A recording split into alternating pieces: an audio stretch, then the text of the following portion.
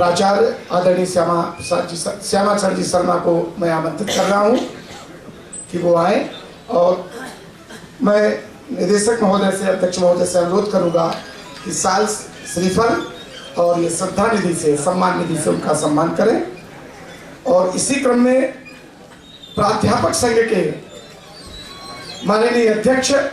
और जिनकी प्रेरणा, जिनके सहयोग से आज ये कार्यक्रम सफल हो रहा है, माननीय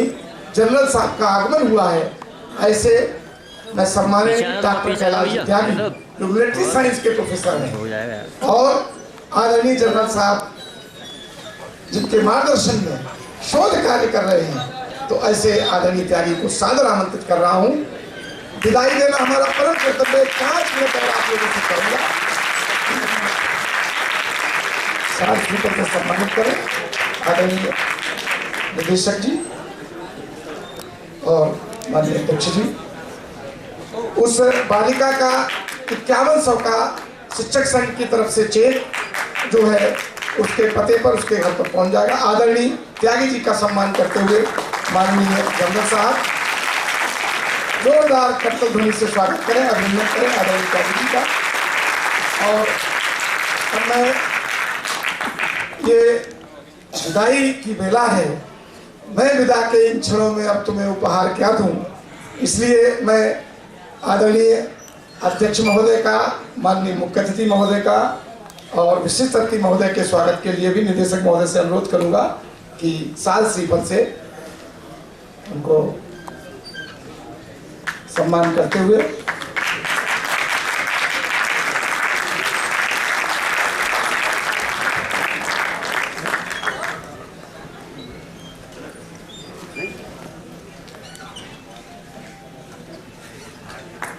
स्वागत समिति के संयोजक महोदय का भी सम्मान करते हुए आदरणीय कुठियाला जी का, कुलपति महोदय का,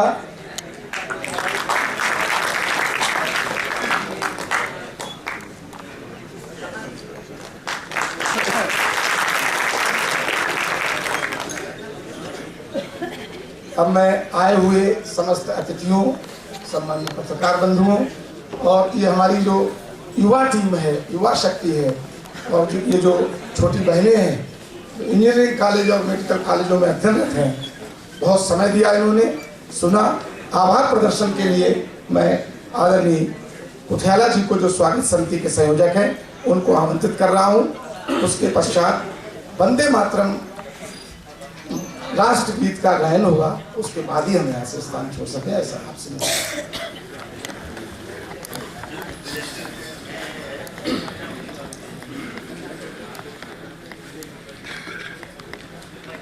जिस अनुभूति का संचार हमारे लहू में, हमारे मस्तिष्क में 3 विद्वानों ने, ऐसे विद्वानों ने जो केवल मात्र विद्वान नहीं है परंतु क्षेत्र के कार्यकर्ता हैं, सक्रिय, जिन्होंने जीवन में देश और राष्ट्र का समर्पण जीवन अपना दिया है, उनको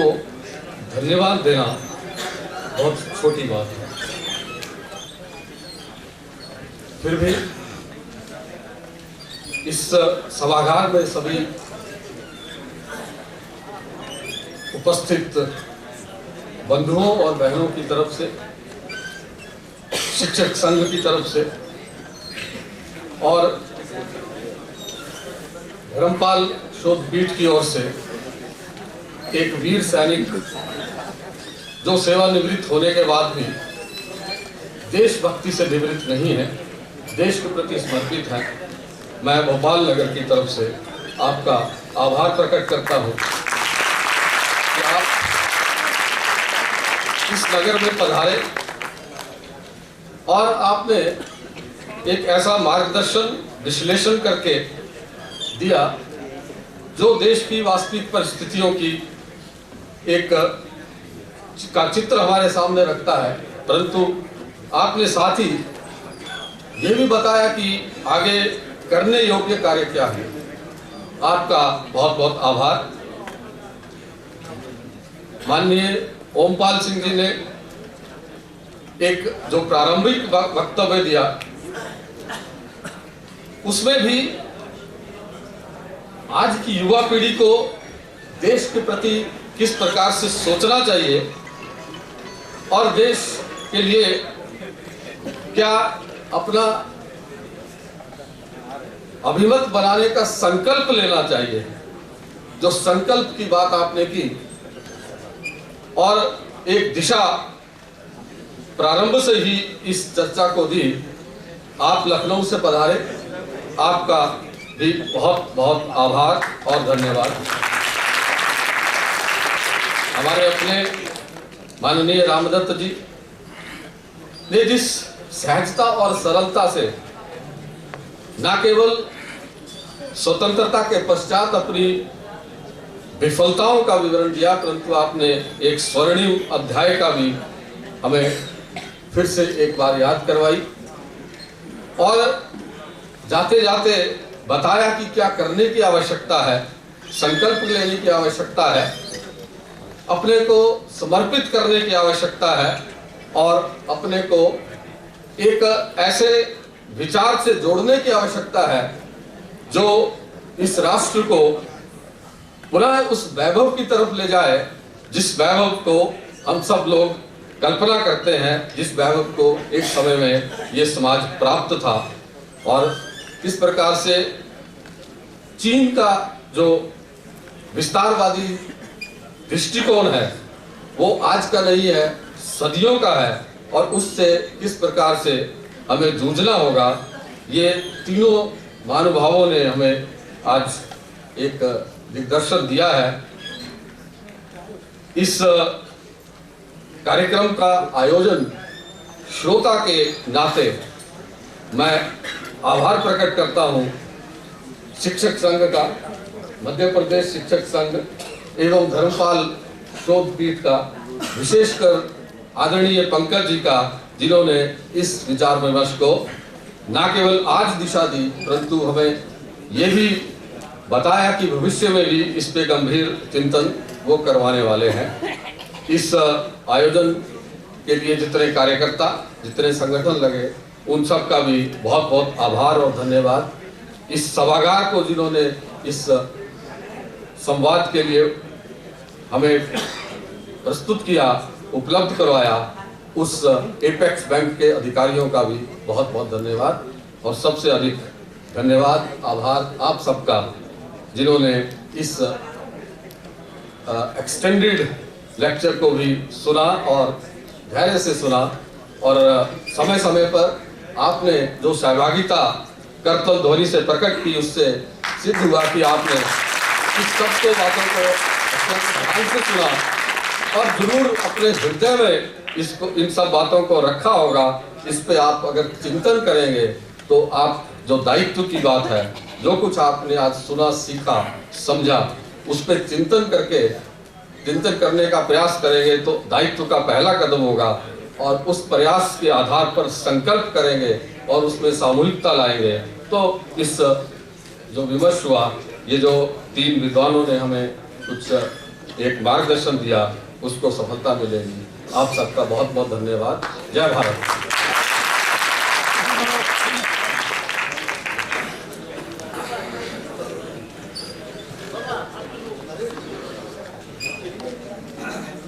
मैं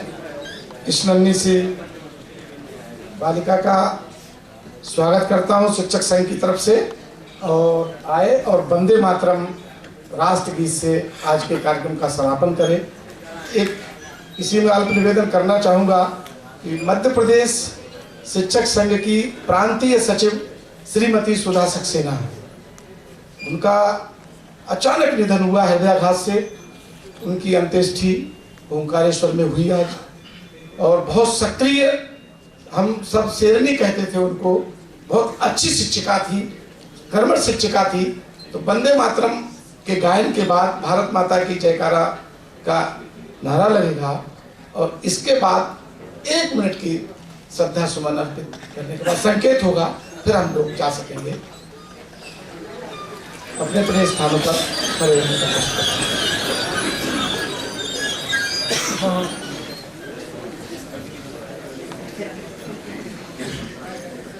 स्वार्थम।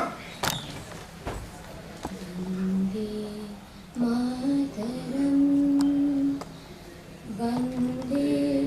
मातरं सुजलां सुफलां मलयज शीतलां शस्यश्यामलां मातरं वन्दे मातरम्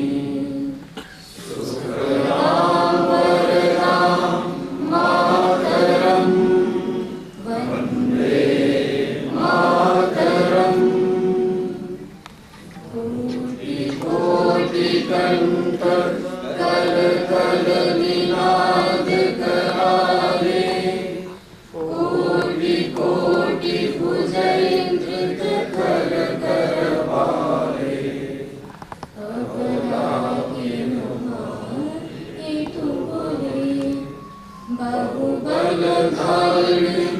नमामि तारिणी रिपुदलवारिणी मातरं वन्दे मातरं। तुम्हि विद्या तुम्हि धर्म तुम्हि निधि तुम्हि मर्म त्वमहि प्राणा शरीरे